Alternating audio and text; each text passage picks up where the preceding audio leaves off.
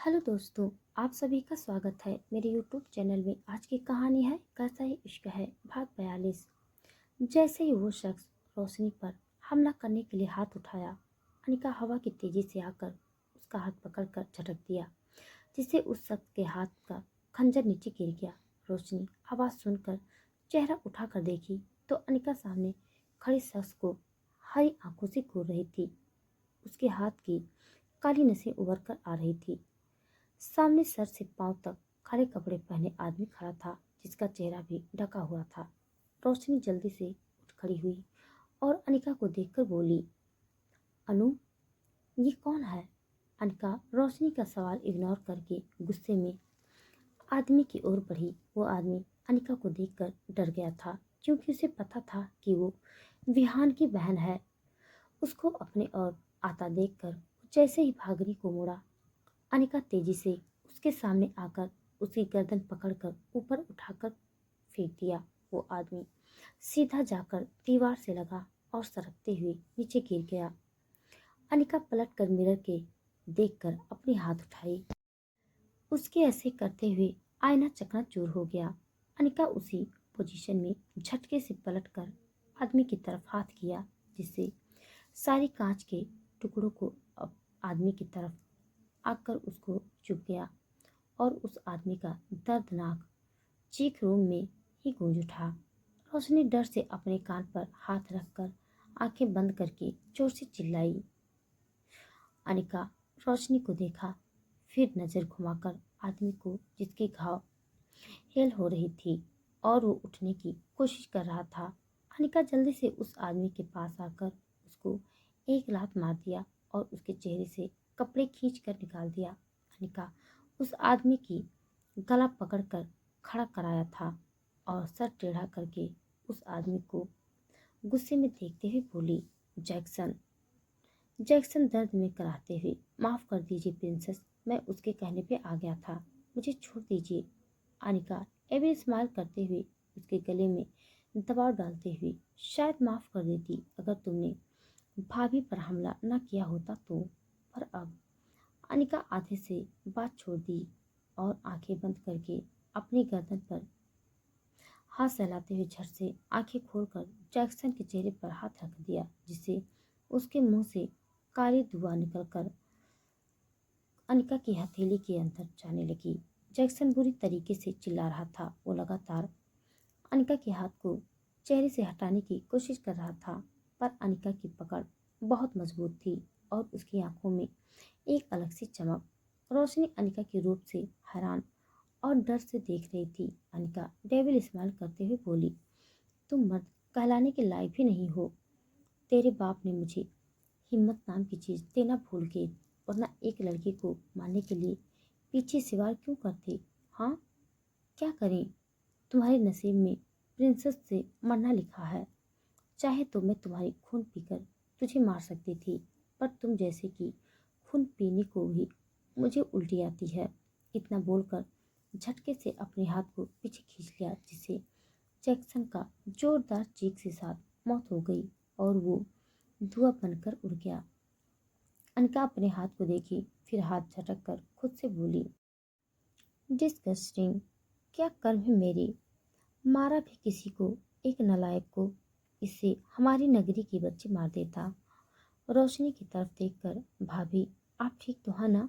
रोशनी हड़बड़ा कर, हाँ हाँ, मैं बिल्कुल ठीक हूँ। वो कौन था? अनिका बालकनी का दरवाज़ा बंद करते हुए, वो एक वैम्पायर था भाभी, जो हमारे दुश्मनों के कहने पर आपको मारने आया था।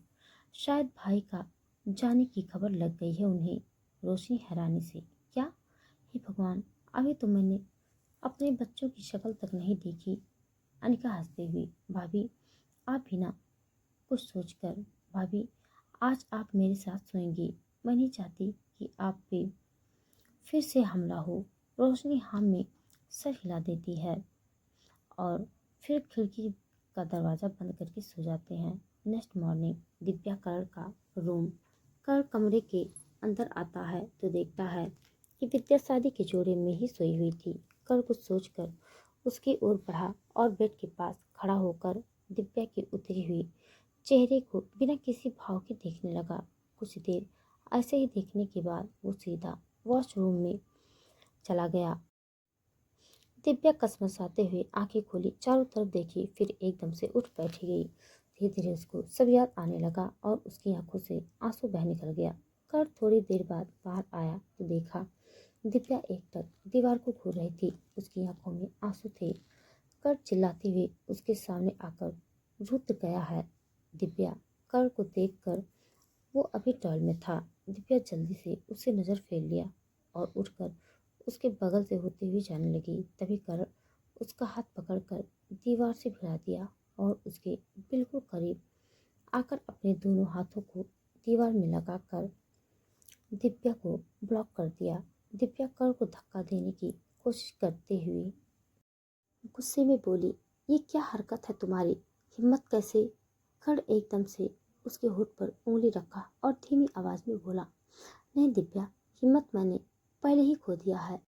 अब फिर से दिखाने के लिए मजबूर मत करो दिव्या। दिव्या और करण एक दूसरे की आंखों में देखने लगे। कुछ देर ऐसे ही देखते रहने के बाद करण एकदम से पीछे हट गया और क्लोसेट में चला गया। फिर थोड़ी देर बाद बाहर आया और दिव्या की तरफ देखा, जो अभी भी वैसे ही खड़ी उसको घूर रही थी। करण बिना उसे देखे बोला, तुम्हारे कपड़े, जरूरी सामान अलमारी में रखे हैं। इतना बोलकर वो सीधा कमरे से बाहर निकल गया। दिव्या उसके जाते ही गहरी सांस ली और आईने के सामने आकर खड़ी हो गई। दिव्या खुद को आईने में देखी, फिर खुद से बड़बड़ाते हुए बोली, ये इंसान नहीं है, विहान मलिक मेरा भाई है। कैसे? दिव्या सर पकड़ लिया और चिढ़ते हुए बोली, ये क्या हो रहा है मेरे साथ?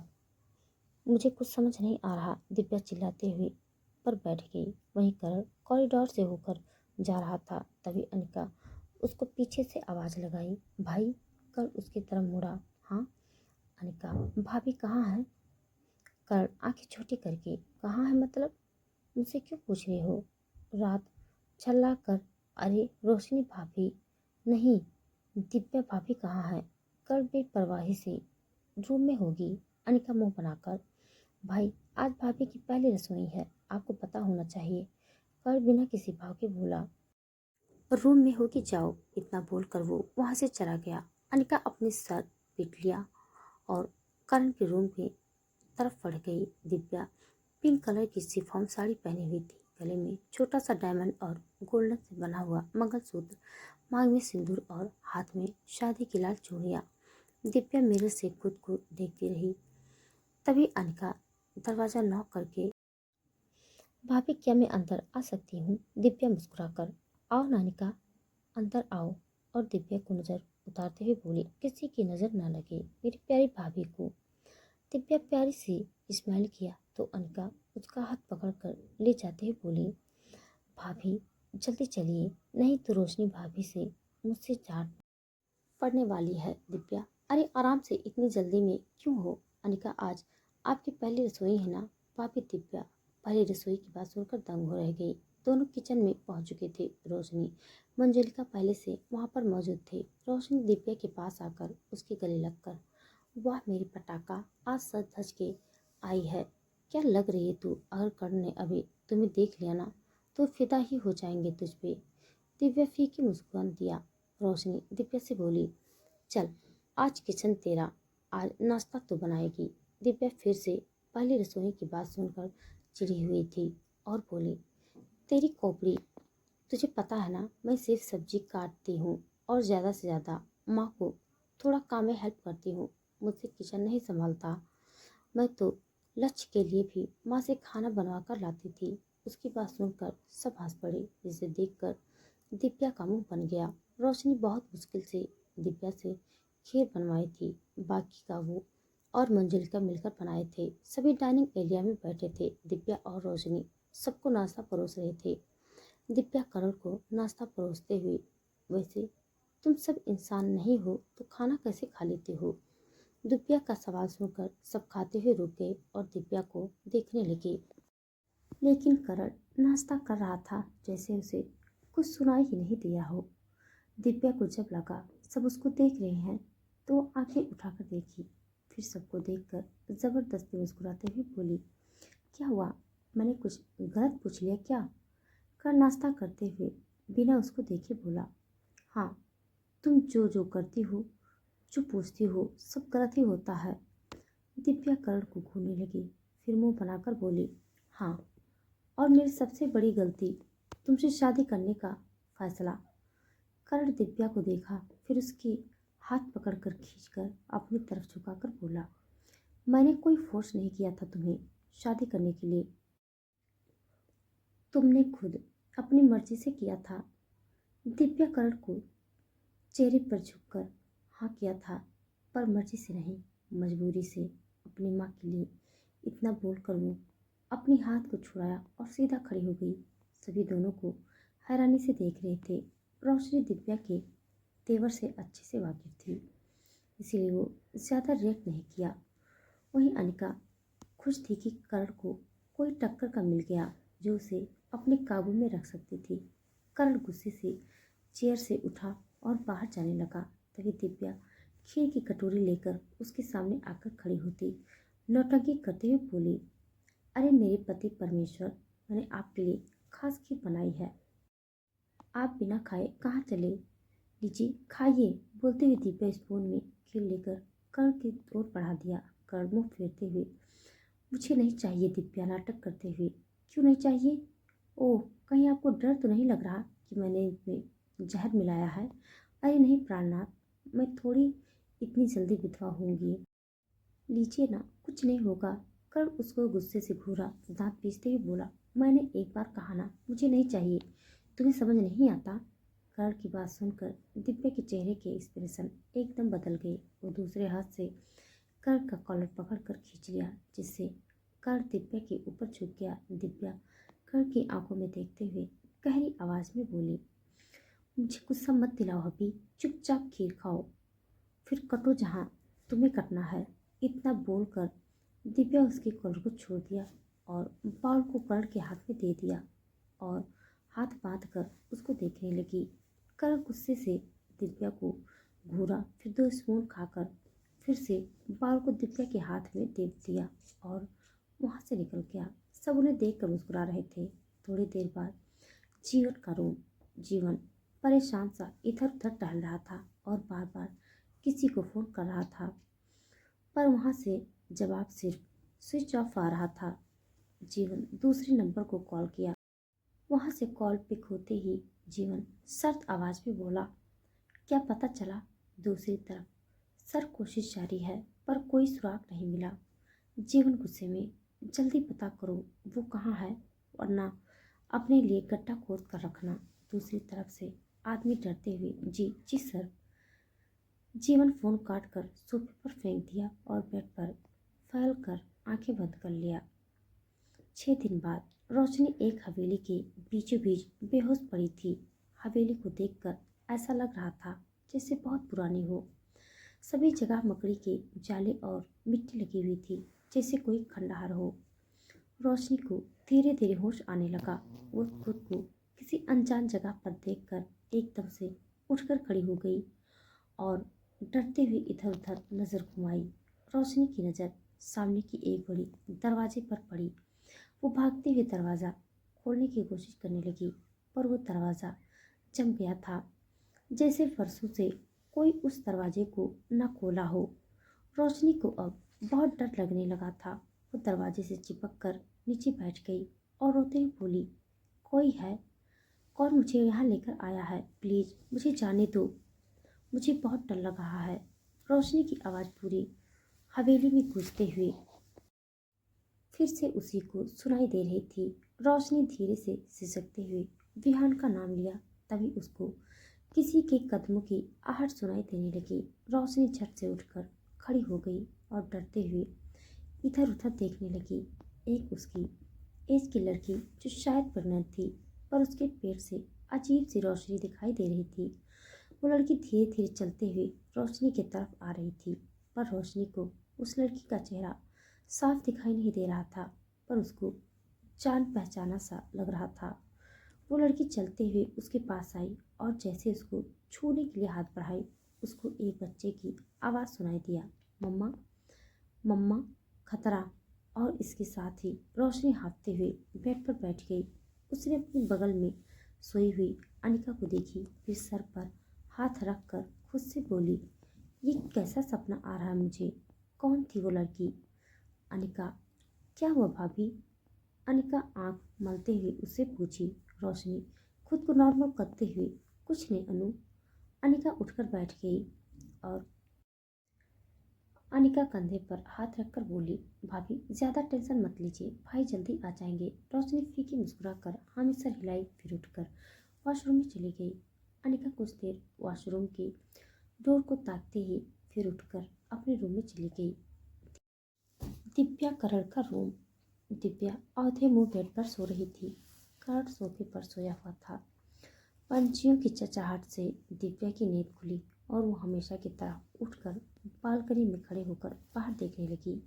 उसे देखकर ऐसा लग रहा था जैसे किसी गहरी सोच में गुम है।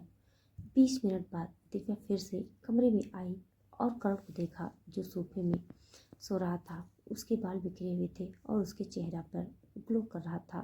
दिव्या धीरे से चलकर उसके पास गई और थोड़ा झुककर हाथ बढ़ाकर उसके बालों को ठीक करने को हुई। तभी करण झट से आंखें खोला और उसका हाथ पकड़कर अपने ऊपर खींच लिया। अब दिव्या करण के ऊपर थी। वो हैरानी से आंखें बड़ी बड़ी करके करण को देख रही थी। करण बिना किसी भाव को उसको घूर रहा था। दिव्या उसके ऊपर से उठने को हुई, तभी करण ने उसकी कमर होल्ड कर लिया और उसके सर के पीछे पकड़कर उसके चेहरे को अपने बेहद करीब कर लिया। दोनों की सांसें आपस में घुल रहे थे। दिव्या डर से करण को देख रही थी, वही करण उसको घूर रहा था। करण भारी आवाज में दिव्या से पूछा, क्या कर रही थी तुम? दिव्या हकलाते हुए, मैंने क्या किया? करण सर्द आवाज में, मेरे पास क्यों आई थी? जब मैं सो रहा था। क्या करना चाहती थी? कुछ पल रुककर, 1 मिनट, कहीं तुम मुझे किस तो नहीं करने वाली थी? दिव्या हल्के से गुस्से में, क्या किस? मैं और तुम्हें? क्या मेरा दिमाग खराब हो गया है जो मैं तुम्हें किस करने आऊँगी? करण उसकी मजाक उड़ाते हुए, इसमें पूछने वाली क्या बात है? तुम्हारे दिमाग खराब है ही।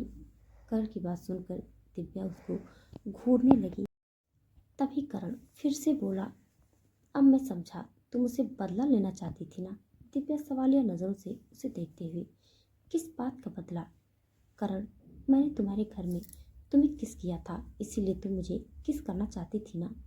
दिव्या को मन कर रहा था कि इस इंसान के साथ रहने से अच्छा कहीं जाकर अपनी जान दे दे।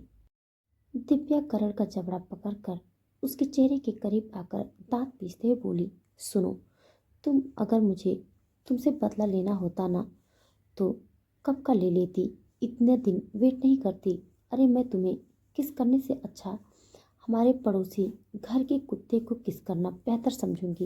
इतना बोलकर दिव्या करण के हाथ को कमर से हटाकर कपड़े लेकर वॉशरूम में चली गई। करण बेचारा उसको देखता ही रह गया। मंजलिका का रूम। आयन मंजलिका को जबरदस्ती से अपने साथ सुलाया हुआ था। मंजलिका गहरी नींद में थी। बहुत दिनों के बाद वो सुकून से सो रही थी। आयन मंजलिका को पीछे से बाहों में भरकर उसके बालों में मुंह छिपाए सो रहा था। मंजलिका कसमसाते हुए आंखें खोली और उठने को हुई, तभी उसको अपनी कमर पे कुछ भारी सा महसूस हुआ। मंजलिका आयन की तरफ करवट लिया और उसको देखने लगी, फिर गहरी सांस खींचकर उसके हाथ को अपने कमर से हटाने की कोशिश करने लगी, पर आयन उसको छोड़ने के बजाय मंजलिका के सीने में मुंह छिपाकर उसको और कसकर पकड़ लिया। मंजलिका आयन के ऐसे करने से सिहर गई। उसको बहुत अजीब लग रहा था। मंजलिका आयन को दूर करने की कोशिश करने लगी, पर जितना वो कोशिश करती उतना आयन की पकड़ उस पर मजबूत हो रही थी। मंजलिका थोड़ी देर बाद कोशिश करना ही बंद कर दिया और ऐसे ही आंखें बंद कर वहीं आयन के फेस पर शातिर मुस्कान थी। 1 घंटे बाद सब डाइनिंग हॉल में बैठकर नाश्ता कर रहे थे। रोशनी प्लेट में चम्मच घुमाते हुए बार बार मेन डोर की तरफ देख रही थी, जिसे अनिका ने ऑब्जर्व कर लिया था। अनिका रोशनी के भटकने के लिए बोली, भाभी क्यों ना हम सब बाहर घूमने चलें, क्या कहते हैं आप? दिव्या खुशी से उछलती हुई, वाह चलते हैं ना, बहुत मजा आएगा। क्या बोलती हो रोशनी? रोशनी फीकी मुस्कुराकर, हाँ क्यों नहीं। करण सर्द आवाज में, कोई कहीं नहीं जाएगा, याद है ना विहान ने क्या कहा था? दिव्या चिढ़कर बोली, तुम्हारी प्रॉब्लम क्या है? हमारी खुशी नहीं देखी जाती क्या तुमसे? जब देखो किसी न किसी बात के लिए टोकते रहते हो। कहीं तुम्हारे अंदर विहान जीजू का आत्मा तो नहीं घुस गया? करण गुस्से में उसको देखा और कुछ बोलने के लिए मुंह खोला। तभी रोशनी दिव्या से बोली, नहीं दीदी, करण ठीक कह रहा है, और वैसे भी लक्ष्य भैया भी घर में अकेले हो जाएंगे। अनिका झट से बोली, अरे उसका टेंशन मत लीजिए, मैं मेंशन में रुकूंगी। आप दिव्या, करण भाई और जीवन भाई मंजुलिका और आयन के साथ खूब मस्ती कीजिए। रोशनी पर अनिका उसकी बात काटते हुए, पर वह कुछ नहीं भाभी, आप जा रहे हैं मतलब जा रहे हैं। सबके बोलने पर रोशनी जाने के लिए मान गई। आधे घंटे बाद सब मेंशन से निकल गई। अनिका मेन डोर बंद करके सोफे पर फैलाकर बैठ गई और फोन में कुछ देखने लगी। तभी उसको कुछ गिरने की आवाज़ आई और वो एकदम से उठकर खड़ी हो गई। तो दोस्तों, आज के लिए बस इतना। इसके आगे का भाग जानने के लिए आप सब मेरे साथ बने रहिए। हमारी कहानी आप सब